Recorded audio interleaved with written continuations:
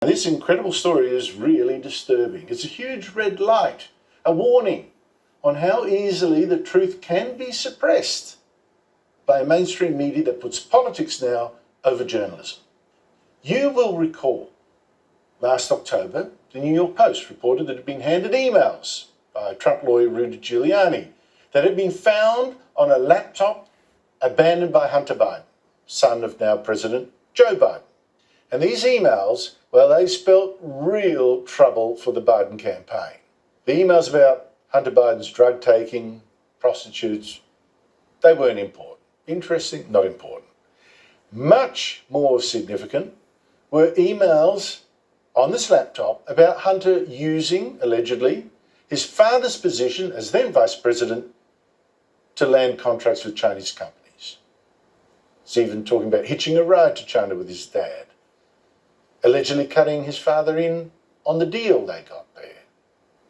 There's one email that Schreckinger has confirmed beyond doubt is genuine that has Hunter saying that he would hold 10% equity in a Chinese deal that had struck for the big guy, apparently for his father, although Joe Biden's spokespeople deny he even considered going into any deal with his son.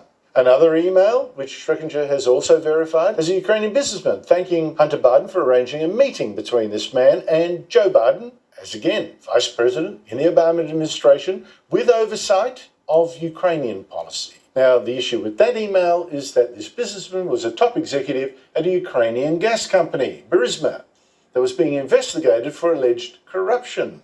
And Burisma had, for some strange reason, appointed Hunter Biden to its board on a big salary, even though he spoke no Ukrainian and had no expertise in gas.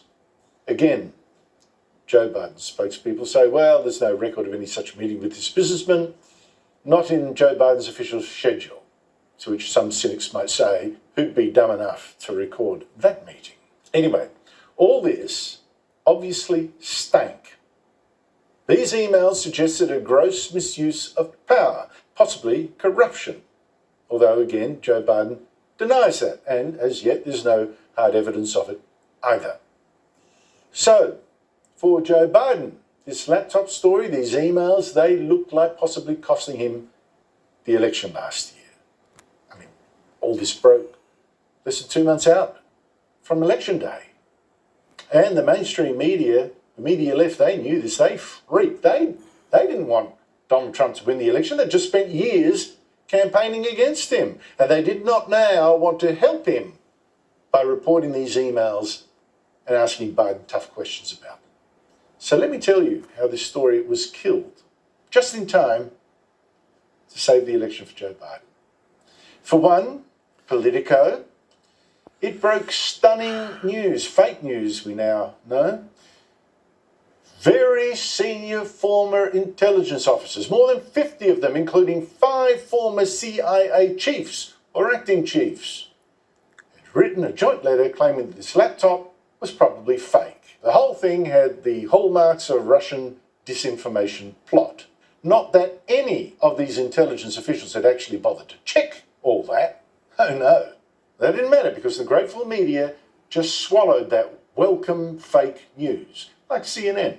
Serious questions tonight about whether the Russians are using Rudy Giuliani to interfere in the U.S. presidential election. CNN senior national security correspondent Alex Marquardt is joining us. Alex, there are fears that what Giuliani is now pushing here in the United States could actually be part of Russia's latest and very massive disinformation campaign in the U.S. presidential election. Massive indeed, Wolf. We do know that it's a very active Russian campaign. That's according to the U.S. intelligence community.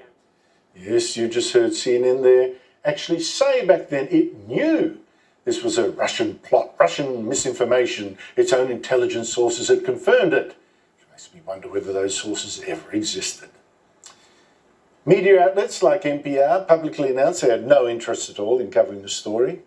And senior journalists like CNN's Christiane Amanpour were absolutely determined not to check even whether these emails that were raising very serious questions were in fact true, as indeed they've since been proved. China keeps doing shady business deals with communist China. You're comfortable, okay? As you know perfectly well, I'm a journalist and a reporter, and I follow the facts. And there has never been any issues in terms of corruption. Now, let me ask you this. Yesterday, the FBI, Wait. the FBI, How do you know and that? I'm talking about reporting and any evidence. I'm talking to you now. Okay, to I ask would you a love if question you guys would about start what doing the that FBI's digging and start doing that verification. No, we're not going to do your work for you. I want to ask you a question. The FBI, It's a journalist's job. It's a journalist's job to find out if this is verified. Here's a tip for Amanpour. If that is what you call journalism, to me, you're not a journalist at all. But it got worse. Facebook and Twitter stopped people from even sharing the New York Post story on the emails, and Twitter shut the paper's Twitter account. Yeah, I know. Twitter boss Jack Dorsey since said Twitter made a mistake. Just how, he didn't explain. But that apology came only after the damage was done and Biden safely elected. Job done. Now, this suppression of the laptop story was so shameless, so brazen, that the moderator of the last presidential debate, NBC's Kristen Welker, she even tried to stop Trump from talking about this.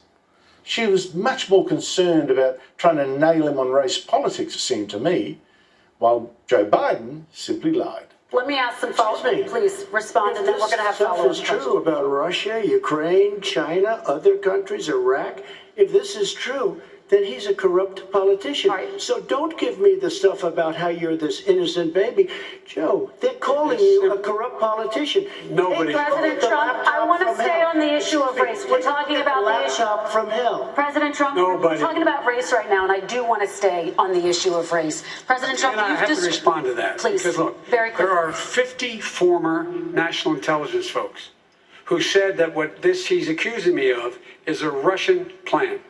They have said that this has all the five former heads of the CIA, both parties, say what he's saying is a bunch of garbage. Except it wasn't, because there have been articles, many since the election, that confirmed the key emails were actually genuine. The laptop was Hunter Biden's. And Schreckinger's book this week simply confirms the same thing. But like I said, this time the admission comes even from the left. And Schreckinger is shy about drawing some of the obvious conclusions about how the media helped to, well, steal the election? I don't know. What do you call it? Rig it for Joe Biden. Now, I don't think New York Post writer Miranda Devine will be quite so shy with all that. With her own book due out in November, Laptop from Hell, Hunter Biden, Big Tech and the Dirty Secrets the President Tried to Hide. But what happened with this laptop story is so sinister and so important that it should be beyond partisan politics, partisan reporting, left, right. What we saw last year, all of us, was simply censorship and disinformation by people, journalists particularly, you should expect actually tell you the truth. You should demand that they tell you the truth.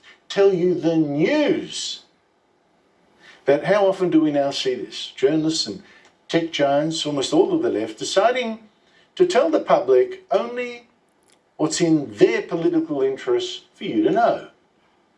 They've decided what you should think on politics, race, global warming, and they do not trust you to think for yourself, which means for them not giving you information that might just give you the so-called wrong idea. Journalism is gone, and propaganda is in.